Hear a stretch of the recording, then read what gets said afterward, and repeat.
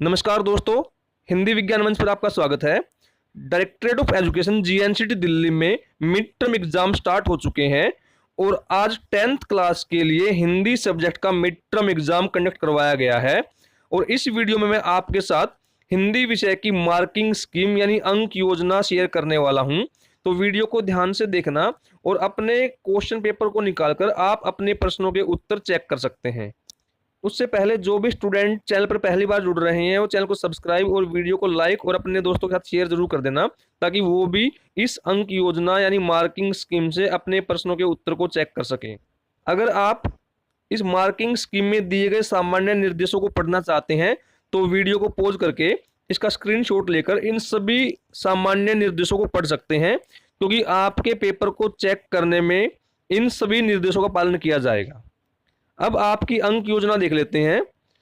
आपके प्रश्न पत्र में जो खंड क है वो अपठित बोध पर आधारित है और अपठित बोध के आधार पर आपसे 2 प्रश्न पूछे गए हैं। जो पहला प्रश्न है वो अपठित गद्यांश के आधार पर था और यह 7 अंकों का प्रश्न था। आइए एक बार इसके प्रश्नों के उत्तर मैं आपको दिखा देता हूं। प्रश्न नंबर क का उत्तर है सी, ख का उत्तर है ए, ग का उत्तर है ए, प्रश्न नंबर घ का उत्तर है शुक्रवार और अंग का उत्तर है आश्रम वासियों द्वारा स्वयं सारे कार्य करना और श्रम का महत्व। अब प्रश्न नंबर 2 जो अपठित काव्यांश के आधार पर था, यह भी 7 अंकों का प्रश्न था और इसके जो प्रश्नों के उत्तर इस प्रकार हैं।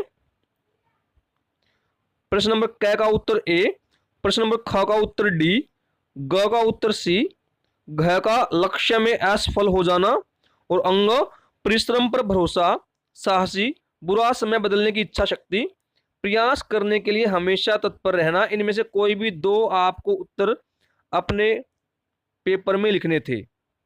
अब खंड ख देखते हैं। खंड ख व्यवहारिक व्याकरण के आधार पर था और इसमें जो प्रश्न नंबर 3 है उसमें वाक्य के रचना पर वाक्य भेद पर आधारित 5 प्रश्नों में से किन्हीं 4 के उत्तर आपको लिखने थे। तो प्रश्न नंबर क का उत्तर है मिश्र वाक्य, ख का उत्तर है जो लखनऊ स्टेशन पर खीरा बेचते हैं वे खीरे के इस्तेमाल का तरीका जानते हैं।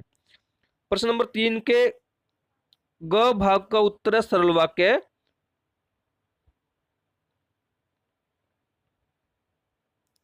प्रश्न नंबर घ का उत्तर है मणि ने पूछा और जितेन हंस पड़ा और अंग का उत्तर है विशेषण उपवाक्य। अब प्रश्न नंबर 4 को देखते हैं।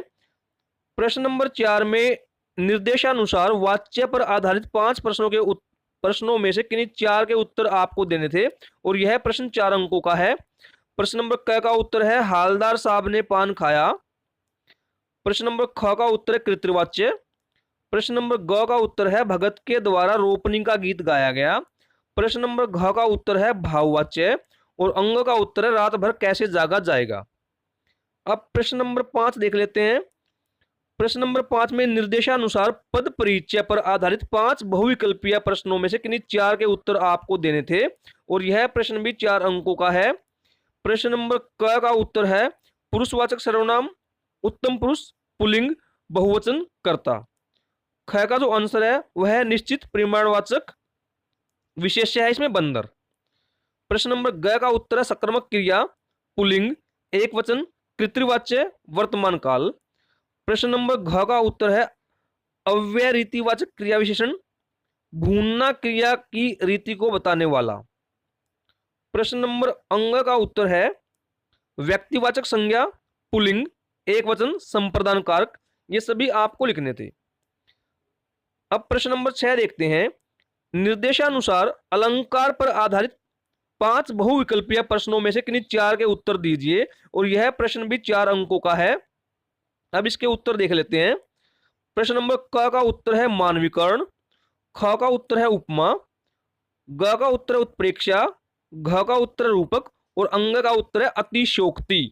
ये सभी अलंकारों के नाम हैं जो आपके प्रश्न में क्वेश्चन पूछे गए हैं, उनमें आपको अलंकार का नाम बताना था।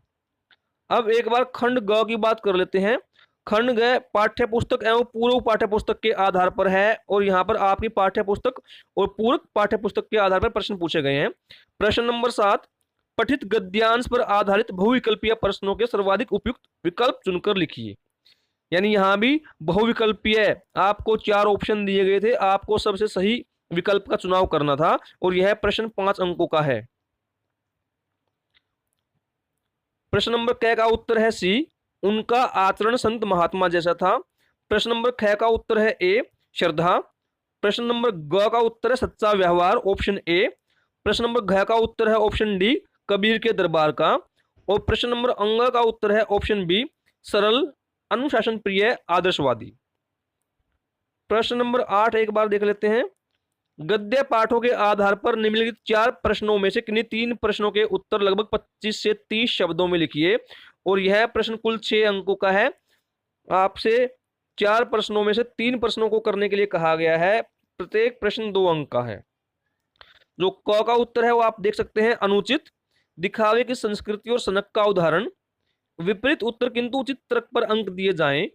आपको ये कुछ सुझावात्मक बिंदु दिए गए हैं, आप अपनी तरफ से भी सटीक उत्तर लिख सकते हैं। प्रश्न नंबर ख का उत्तर है सरकंडे का चश्मा, आशा की किरण, नई पीढ़ी का स्वतंत्रता सेनानियों के प्रति सम्मान का परिचायक। प्रश्न नंबर ग का उत्तर है दुबला पतला शरीर, दिव्यांग लेकिन हृदय में देशभक्ति की भावना, चश्मा बेचकर जीवन यापन, संवेदनशील, भावुक, देश के स्वतंत्रता सेनानी, नेताजी के प्रति अगाध सम्मान। इनमें से कोई भी 2 आप अपने उत्तर में लिख सकते हैं। प्रश्न नंबर घ का जो उत्तर है वह है भगत के बुढ़ापे का एकमात्र सहारा, भगत की देखभाल करने वाला कोई दूसरा नहीं। अब प्रश्न नंबर 9 देखते हैं। प्रश्न नंबर 9 में निम्नलिखित पठित पद्यांश पर आधारित बहुविकल्पीय प्रश्नों के सर्वाधिक उपयुक्त विकल्प चुनकर लिखिए। यह प्रश्न 5 अंकों का है और प्रत्येक प्रश्न 1 अंक का है। यहाँ आपसे 5 प्रश्न पूछे गए हैं। प्रश्न नंबर क का उत्तर है ऑप्शन डी, परशुराम।